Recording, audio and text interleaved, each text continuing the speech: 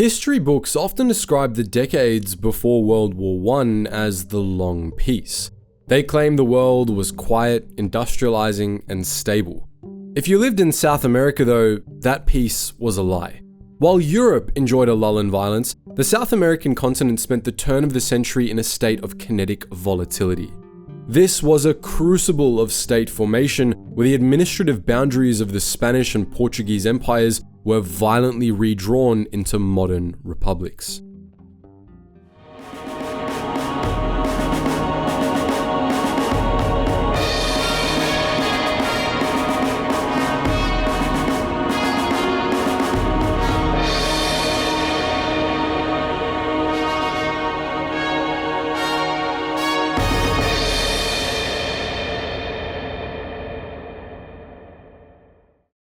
The Chilean Civil War of 1891. The era opens up with the Chilean Civil War of 1891, a fundamental struggle between the executive branch, represented by President José Manuel Balmaceda, and the legislative branch, represented by Congress. Balmaceda, a liberal modernizer, sought to use the vast revenues from the nitrate boom to fund public works and education. The congressional oligarchy feared his growing authoritarianism and his attempt to designate a successor. When Balmaceda decreed the extension of the previous year's budget without congressional approval, Congress declared the move illegal, and the Navy, under Captain Jorge Montt, seized control of the coastline. The congressional forces boarded the ironclad Blanco Encalada and transported troops north to the nitrate-rich provinces of Tarapacá and Antofagasta. Securing these provinces allowed the rebels to seize the revenue stream necessary to purchase modern Mannlicher rifles. The Balmaceda's forces, controlling the army, possessed the numbers but lacked the advanced naval technology. On April 23, 1891, the government's torpedo boat Almirante Lynch attacked the rebel fleet in Caldera Bay. The Lynch fired a self-propelled locomotive torpedo that struck the ironclad Blanco Encalada. The massive ship sank within minutes, marking the first successful sinking of an ironclad by a torpedo in history. Despite this naval loss, the Congressional Army launched an amphibious invasion of central Chile later that year. At the Battle of Placilla, 9,000 congressional troops annihilated the government forces, killing Generals Barbosa and Alzareca. President Balmaceda sought asylum in the Argentine embassy and committed suicide shortly after. The conflict resulted in over 10,000 deaths and established the Parliamentary Republic, an era that lasted for decades. The Venezuelan Legalist Revolution of 1892. While Chile fought over parliamentary supremacy, Venezuela descended into civil war over executive term limits. This conflict, known as the Revolución Legalista, pitted Joaquín Crespo against the government of Raimundo Andueza Palacio. President Andueza Palacio attempted to amend the constitution to extend his 2-year term, violating the established political pact. A coalition of regional warlords, led by Crespo, launched a legalist rebellion to restore constitutional order. The war mobilized substantial forces, especially for the time. The legalist rebels fielded between 9,000 and 12,000 irregular troops, while the government began with approximately 5,000 soldiers. The fighting was characterized by cavalry charges and machete combat. The conflict was exceptionally bloody, with estimates of 10,000 deaths and 6,000 wounded. Crespo's victory at the Battle of Boquerón opened the road to Caracas, allowing him to assume the presidency. The Federalist Revolution in Brazil, 1893 to 1895. Brazil's transition from empire to republic unleashed suppressed regional tensions that exploded shortly thereafter. The Federalist Revolution in Rio Grande do Sul merged with a monarchist naval revolt in Rio de Janeiro to pose an existential threat to the fledgling republic. In the south, the Federalist Party, known as Maragatos, rebelled against the positivist dictatorship of Governor Julio de Castillos. The Federalists demanded a parliamentary system and greater state autonomy. This war is infamous for the widespread practice of degolla, or throat slitting, used by both sides as a method of execution. Simultaneously, the Brazilian Navy rebelled in Guanabara Bay. Admirals Custodio de Melo and Saldanha da Gama turned the fleet's guns on Rio de Janeiro, demanding the resignation of President Floriano Peixoto.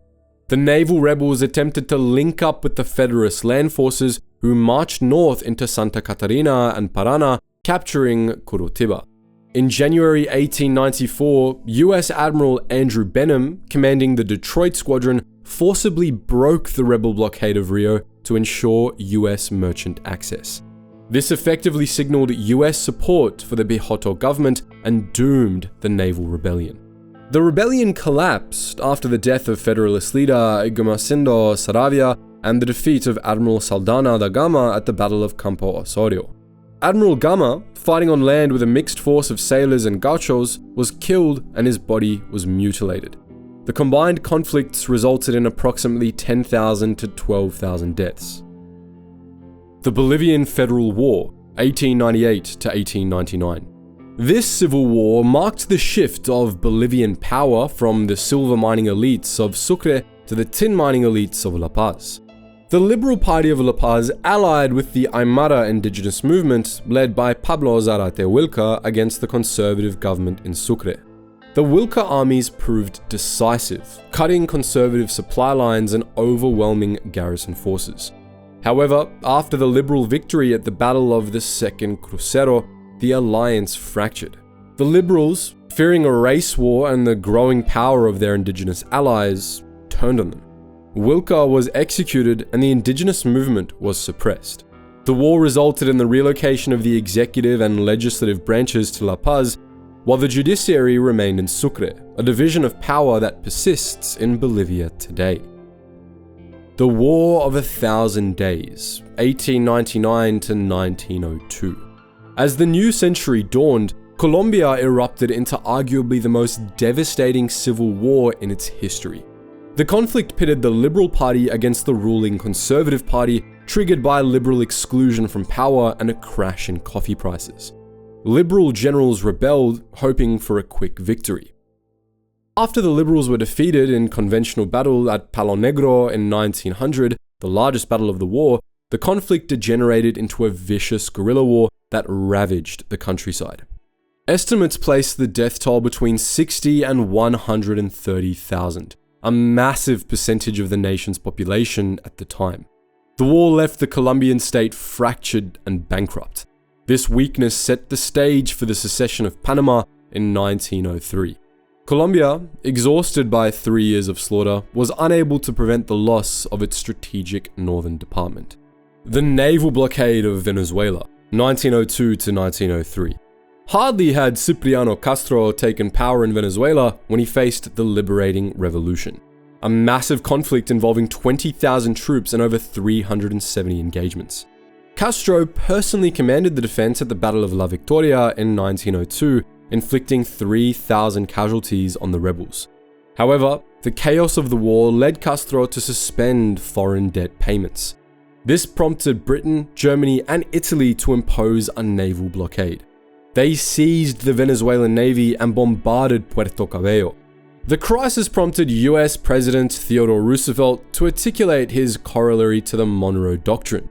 He asserted the US right to exercise international police power in Latin America to prevent European intervention, fundamentally altering US-Latin American relations for the rest of the century. The Uruguayan Civil War of 1904. Uruguayan opposition leader Aparicio Saravia led an uprising against the modernizing José Batlle y Ordóñez.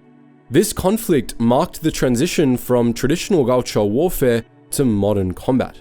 The government utilized railways and telegraphs to outmaneuver the gaucho cavalry, which still relied on the lance and the charge. At the Battle of Masoye, Saravia was mortally wounded. His death marked the end of rural caudillismo in Uruguay. The subsequent peace established the dominance of the Colorado Party and allowed Batlle y Ordóñez to consolidate a centralized welfare state. Battle of La Pedrera, 1911. As the major border wars of the turn of the century cooled, tensions shifted deep into the Amazon basin, where national borders remained theoretical lines on inaccurate maps. The rubber boom made these remote jungles economically vital, leading to inevitable clashes. In 1911, the tension snapped at La Pedrera on the Caqueta River. Colombian troops occupied the outpost, asserting sovereignty over the disputed area. Peru responded with a naval expedition commanded by Oscar Benavides, who sailed gunboats up the Amazon to dislodge them. Peruvian forces bombarded the Colombian positions, forcing a retreat after a sharp firefight. Diplomatic pressure eventually forced a withdrawal. The Tragic Week, 1919. In January 1919, a strike at the Vicena Metalworks in Buenos Aires, Argentina, exploded into a citywide uprising known as the Tragic Week. The police and army, supported by the right-wing paramilitary Liga Patriótica Argentina, moved to crush the strike with overwhelming force. The repression quickly devolved into a pogrom. Nationalist groups, conflating the labor movement with Bolshevik subversion, targeted Jewish neighborhoods in Buenos Aires. They attacked synagogues and community centers, beating and killing residents in the streets. Estimates of the death toll range from 100 to 700, with thousands arrested. This week of violence shattered the image of Argentina as a stable liberal democracy and revealed the deep authoritarian currents that would surface repeatedly in the decades to follow. The Chaco War, 1932 to 1935. The 1930s marked a terrifying shift in South American conflict. The era of cavalry skirmishes ended, replaced by total industrial war. The Chaco War between Bolivia and Paraguay remains the bloodiest interstate conflict in South America's 20th century. The two nations fought over the Gran Chaco, a desolate, waterless wilderness rumored to contain vast oil reserves. Bolivia held a distinct advantage on paper. It possessed a population 3 times the size of Paraguay's and an economy funded by tin mining. Its army, trained by German General Hans Kundt, utilized Vickers tanks, flamethrowers, and superior air power. Paraguay, still recovering from the devastation of the Triple Alliance War in the previous century, seemed outmatched. However, the Paraguayans had shorter supply lines and a unified command under Marshal José Félix Estigarribia. They understood the terrain, using the dense, thorny scrub to negate Bolivia's technological superiority. General Kundt ordered frontal assaults against fortified Paraguayan positions at Nanawa in 1933. The attacks failed catastrophically, with thousands of Bolivian soldiers mowed down by machine gun fire in what became known as the Verdun of South America. Marshal Estigarribia responded with encirclement tactics. At the Battle of Campo Villa, he trapped 2 Bolivian divisions, forcing the surrender of 8,000 men. The war dragged on for 3 years of thirst, disease, and trench warfare, costing 60,000 Bolivian and 36,000 Paraguayan lives. Paraguay ultimately secured control over most of the disputed territory, a victory that shaped the modern borders of the Southern Cone. The Constitutionalist Revolution, 1932. While Bolivia and Paraguay fought in the Chaco, Brazil faced its largest civil war. The state of Sao Paulo, the country's economic engine, rebelled against the provisional government of Getulio Vargas. The Paulistas demanded a new constitution and a return to democratic rule. Sao Paulo mobilized its massive manufacturing base to produce armored trains, mortars, and helmets, while the federal government blockaded the port of Santos to starve the rebellion. The fighting lasted 3 months and involved trench warfare, aerial bombardment, and significant troop movements. Official figures list roughly 2,000 dead, though historians believe the true toll is higher.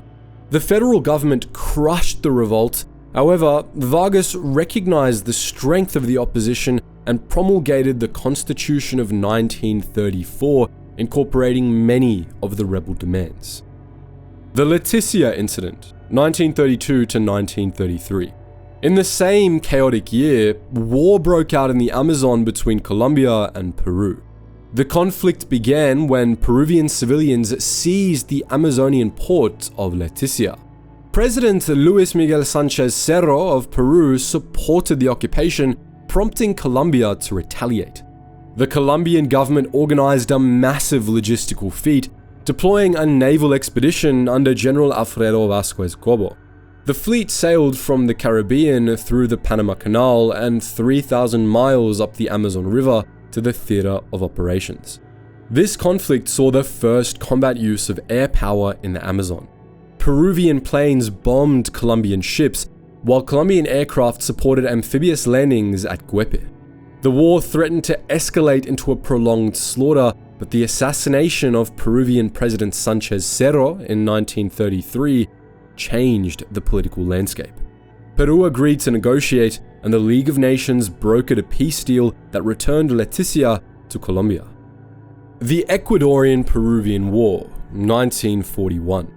The cycle of industrial wars concluded with a lightning conflict between Ecuador and Peru in 1941. Tensions over the disputed Amazonian provinces boiled over in July. The Peruvian military, having learned from previous conflicts, deployed a coordinated force of infantry, artillery, and air power. Peru launched a rapid offensive, utilizing paratroopers to seize strategic Ecuadorian port cities, the first use of airborne troops in South American combat. The Ecuadorian army, poorly equipped and outnumbered, collapsed within 3 weeks. Peruvian forces occupied the disputed territories and threatened further advances. The United States, concerned with World War II and the need for hemispheric unity, brokered the Rio Protocol in 1942. The treaty forced Ecuador to cede over 200,000 square kilometers of territory to Peru. La Violencia, 1948 to 1958. Following World War II, the nature of violence in South America changed. This shift began in Colombia, with the assassination of the popular liberal leader Jorge Eliezer Gaitan in April 1948. His death triggered the Bogotazo, a massive urban riot that destroyed much of the capital. The violence quickly spread to the countryside, igniting a decade of undeclared civil war between the liberal and conservative parties, known simply as La Violencia. This wasn't a war of armies, but of partisans and death squads. Conservative police forces and liberal guerrilla bands terrorized rural villages, often killing peasants solely based on their party affiliation. The state effectively lost control of vast swaths of its territory. By the time the two parties signed a power-sharing agreement in 1958 to end the slaughter, approximately 200,000 Colombians lay dead. Crucially, the peace deal left many rural liberal fighters armed and alienated. These peasant self-defense groups retreated into remote enclaves where they radicalized under communist influence, planting the seeds for the FARC insurgency that would rise in the next decade. The Venezuelan Guerrillas, 1960s. The success of the Cuban Revolution in 1959 electrified the Latin American left. Fidel Castro and Che Guevara promoted the Foco theory, arguing that small bands of committed revolutionaries could ignite a general uprising. Venezuela became the first testing ground for this theory. The Armed Forces of National Liberation, or FALN, a Marxist guerrilla army, launched a campaign of urban and rural attacks against the democratic government of Romulo Betancourt. The FALN carried out high-profile kidnappings and sabotaged oil pipelines, hoping to provoke a military coup that would radicalize the population. However, the strategy failed. The Venezuelan government maintained popular support through land reform and successfully isolated the guerrillas. By the late 1960s, the Venezuelan military had neutralized the insurgency through a combination of effective counterinsurgency operations and amnesty offers. Most guerrillas laid down their arms, marking a rare defeat for the Cuban-inspired model in the region. The Colombian conflict begins, 1964. In Colombia, the remnants of La Violencia evolved into a Marxist insurgency. In 1964, the Colombian military, urged by the United States to eliminate independent republics in the countryside, launched a massive assault on the peasant enclave of Marquetalia. The attack dispersed the peasant fighters, but it didn't destroy them. Instead, they regrouped as a mobile guerrilla army. These fighters formally organized as the Revolutionary Armed Forces of Colombia, or FARC, in 1966. Around the same time, the National Liberation Army formed, inspired by the Cuban Revolution and liberation theology. The conflict drew in right-wing paramilitary groups and drug cartels, creating a multi-sided war that would kill over 220,000 people and displace millions over the next half-century. Che Guevara in Bolivia, 1967. Determined to create three mini Vietnams, Che Guevara traveled to Bolivia in 1966 to launch a continental revolution. He established a base in the Nyankahauzu River Valley, hoping to recruit local peasants and spark a regional war. The operation was a disaster from the start. The local peasantry, beneficiaries of the 1952 land reform, ignored Guevara's calls to arms. The Bolivian army, trained and advised by US Special Forces, tracked the small guerrilla column relentlessly. On October 8, 1967, Bolivian rangers ambushed Guevara's unit in the Uro Ravine. Wounded and captured, Guevara was executed the following day in the schoolhouse of La Higuera. His death marked the symbolic end of the romantic era of guerrilla warfare and forced the Latin American left to rethink its strategy. The Tupamaros, 1960s to 1972. In Uruguay, a different kind of insurgency emerged. The Tupamaros rejected rural warfare in favor of urban guerrilla tactics.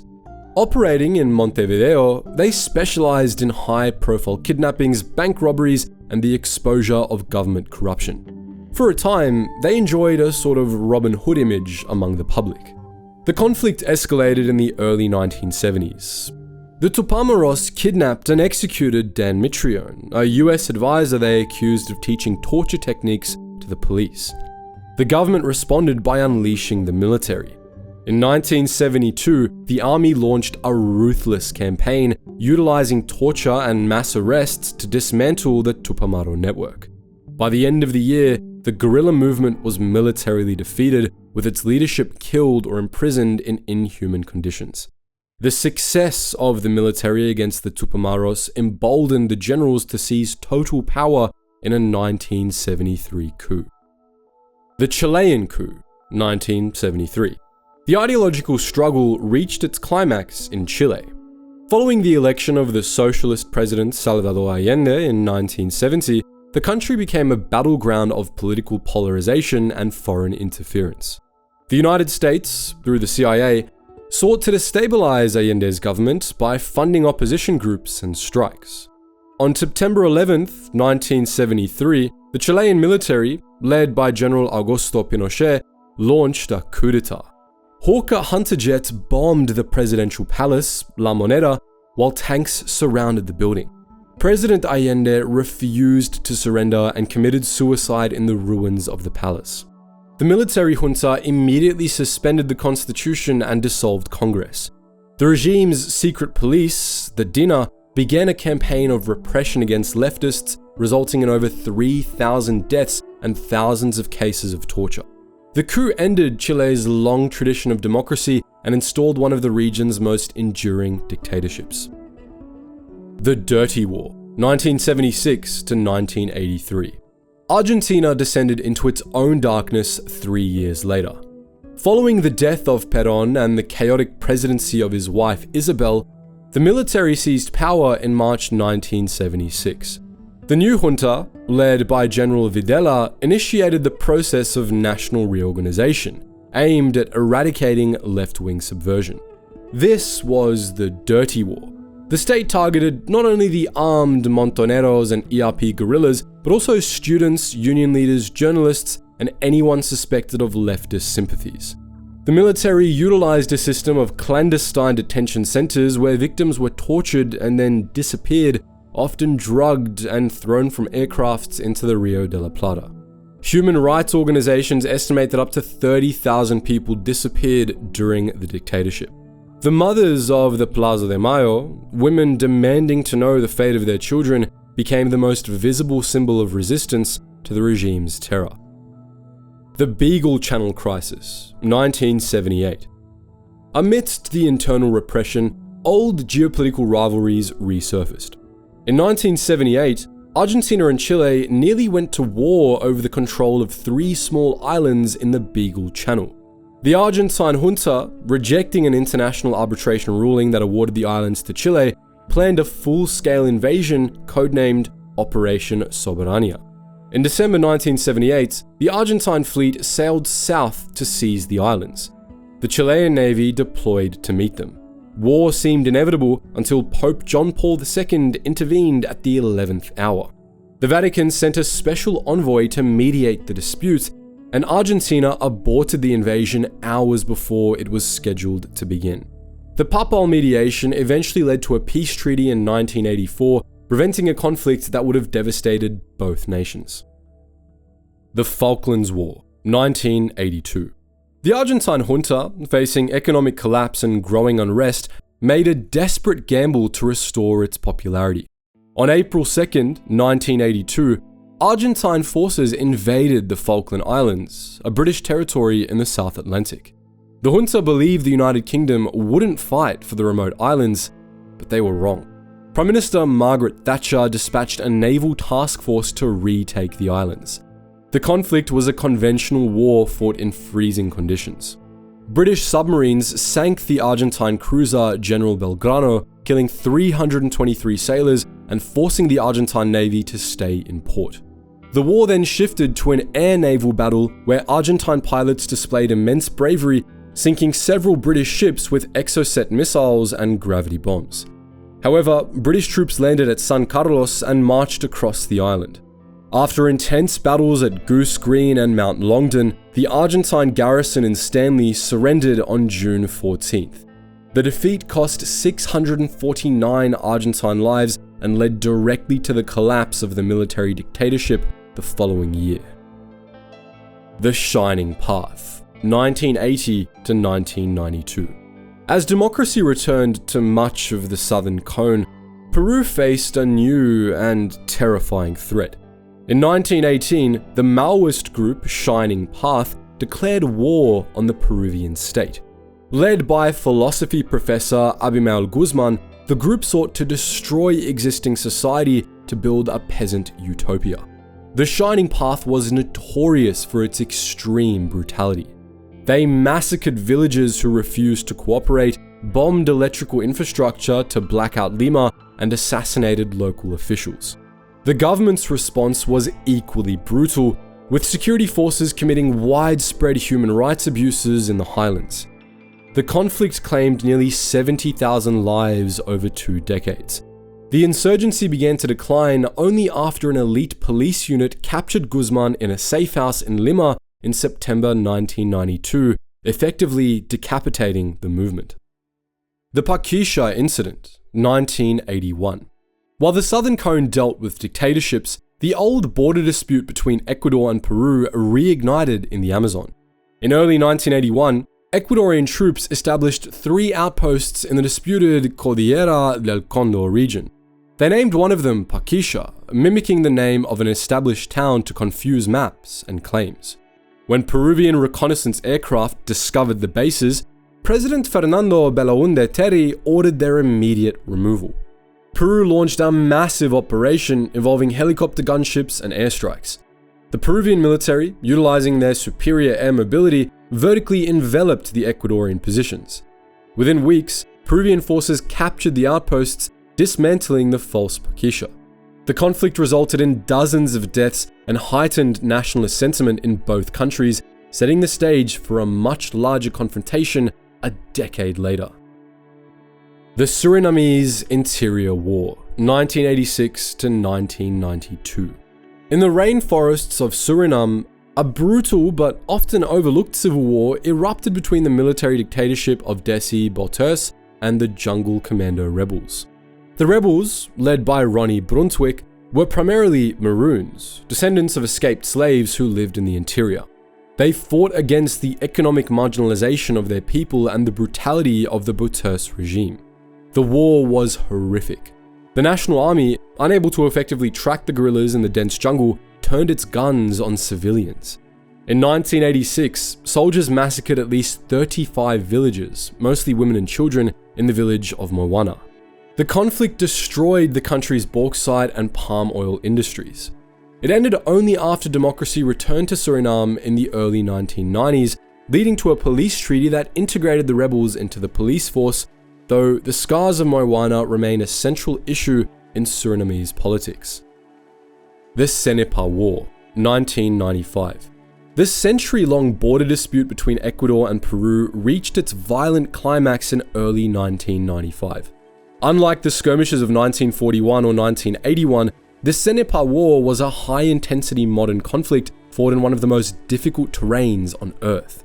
Both sides deployed thousands of troops, heavy artillery, and supersonic aircraft to the remote Cenepa River Valley. Ecuador had learned from its past defeats. They established a dense air defense network and used GPS technology to map the jungle. For the first time in South American history, supersonic jets fought in the skies, with Ecuadorian Mirages and Kifers shooting down 2 Peruvian Sukhoi bombers.